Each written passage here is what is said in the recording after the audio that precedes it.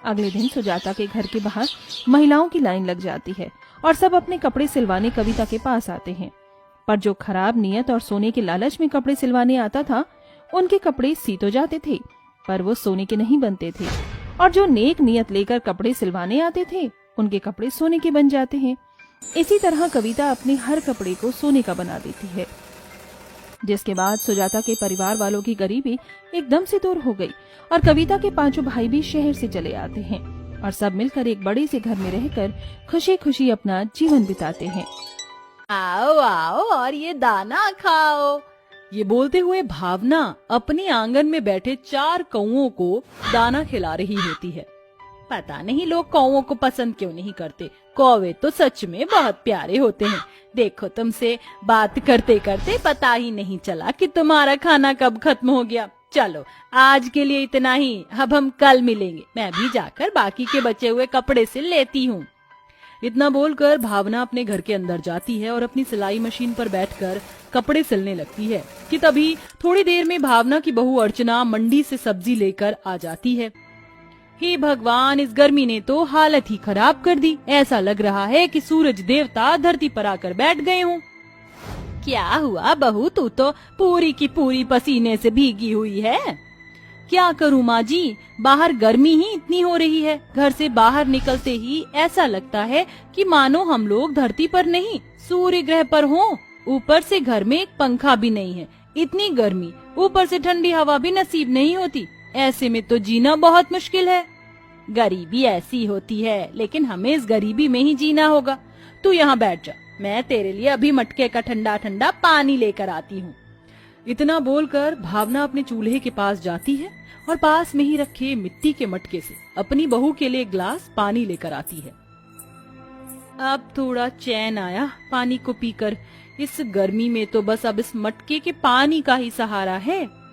अर्चना इतना बोल ही रही होती है कि तभी अर्चना का 10 साल का बेटा अमन गुस्से से स्कूल से आता है और अपना स्कूल बैग जमीन पर फेंक देता है। अमन, ये क्या तमीज है? स्कूल बैग को कोई ऐसे फेंकता है क्या?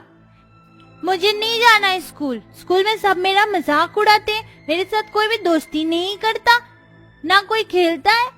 सब लोग मुझे गरीब गरीब कहकर चिढ़ाते हैं। मेरे पास पहनने के लिए बस ये स्कूल की यूनिफॉर्म और ये फटी हुई शर्ट है। मुझे नए कपड़े चाहिए और घर में पंखा एसी भी चाहिए। मुझसे इस गर्मी में नहीं रहा जाता। सभी मेरे दोस्त के घर में फ्रिज है, एसी है, कूलर है, पंखा है, लेकिन मेरे घर में कुछ भी नहीं है। अमन बेटा, इसमें इतना नाराज होने वाली कौन सी बात है? मैं तुमसे वादा करती हूँ, तुम्हारी दादी जल्दी ही तुम्हारे लिए ये सारी चीज लेकर आएंगी। चलो, अब जल्दी से हाथ मुंह धो लो। मैंने तुम्हारे लिए तुम्हारे मनपसंद कढ़ी चावल बनाए हैं। नहीं, मुझे नहीं खाने, आप ही खाओ, मैं जा रहा हूँ बाहर। इतना कहकर अमन वहाँ से गुस्से में चला जाता है। भावना का बेटा केशव गांव में खिलौने बेचने का काम किया करता था, लेकिन कई महीनों से केशव का काम ही नहीं चल रहा था। भावना गांव वालों के कपड़े सिलकर अपने घर का खर्च चलाती थी। अब धीरे धीरे उनके घर में पैसों की कमी बढ़ने लग जाती है और वो लोग खाने के लिए भी तरस जाते हैं। लेकिन ऐसे में भी भावना अपने कौओं को खाना खिलाना नहीं छोड़ती है। मेरे प्यारे कौओं, चाहे कुछ भी हो जाए, लेकिन मैं तुमको कभी भूखा नहीं रहने दूंगी। मेरे अलावा तुम कौओं का है ही कौन? लो, आज फिर मैं तुमसे बात करते करते दाने खत्म हो गए। चलो, अब हम लोग कल मिलते हैं। इतना बोलकर भावना अंदर चली जाती है। ऐसे ही समय गुजरता है और भावना के परिवार के दिन बदतर से बदतर होने लगते हैं। लेकिन ऐसी हालत में भी भावना अपने कौओं को खाना खिलाना नहीं छोड़ती। ऐसे ही एक रोज जब भावना अपने कौओं को दाना खिला रही होती है तो उसकी आंखों से आंसू टपक रहे होते हैं। ये देखकर उन चारों कौओं में से एक कौआ बोलता है, क्या हुआ तुम्हें? तुम आज इतनी उदास क्यों लग रही हो? कौन है? ये कौन बोला? अरे, मेरे आसपास तो कोई भी नहीं है। ये मैं हूँ भावना, जिसे तुम रोज रोज दाने खिलाती हो। ए भगवान, ये कैसे हो सकता है? ये तो कौवा है और ये बोल कैसे सकता है? मैं कोई साधारण नहीं बल्कि एक मायावी कौवा हूँ। मैं रोज देखता हूँ कि तुम कैसे हमें दाना खिलाती हो। तुम भले ही भूखी रहती हो, लेकिन कभी भी हमें दाना खिलाना नहीं भूलती। आज तुम्हें रोता देख मुझे बिल्कुल भी अच्छा नहीं लगा, इसलिए मैंने तुमसे पूछा। कौवे के पूछने पर भावना उसे सारी चीज बता देती है। तुम बहुत अच्छे इंसान हो जो अपने परिवार वालों का पेट पालने के लिए इतनी मेहनत करती हो और साथ ही साथ हमारा भी इतना ख्याल रखती हो। तुम एक दर्जी हो और तुम्हारा सारा काम सिलाई मशीन से होता है, इसलिए। इतना कहकर वो कौवा उड़ता हुआ भावना के घर के अंदर जाता है और उसकी सिलाई मशीन के सामने बैठकर अपने मुंह से एक सुनहरी और चमकदार रोशनी निकालता है, जिससे वो रोशनी उस सिलाई मशीन पर जा गिरती है। अब से तुम्हारी सिलाई मशीन एक जादुई सिलाई मशीन है। इससे सिलने वाला कोई भी कपड़ा जब तुम या तुम्हारे परिवार का सदस्य पहनेगा तो उस कपड़े से ठंडक मिलेगी। लेकिन कैसे? ये तो तुम्हें कपड़े सिलने के बाद ही पता चलेगा। उस मायावी कौवे के जाने के बाद भावना अपने पोते की फटी हुई शर्ट निकालती है और उस जादुई सिलाई मशीन से उसे सिलती है। शर्ट सिलने के बाद उस शर्ट में एक सफेद रोशनी निकलती है और देखते ही देखते वो शर्ट बर्फ के शर्ट के रूप में बदल जाती है और उस शर्ट में से भाप निकल रही होती है। भावना अपने पोते अमन को जब वो शर्ट देती है तो सच में ये शर्ट तो बहुत ठंडी है, ऐसी शर्ट तो पूरे गांव में किसी के पास नहीं होगी। और देखो इसमें से धुआं भी निकल रहा है, अब तो मेरे सारे दोस्त मेरी शर्ट को देखकर जलेंगे।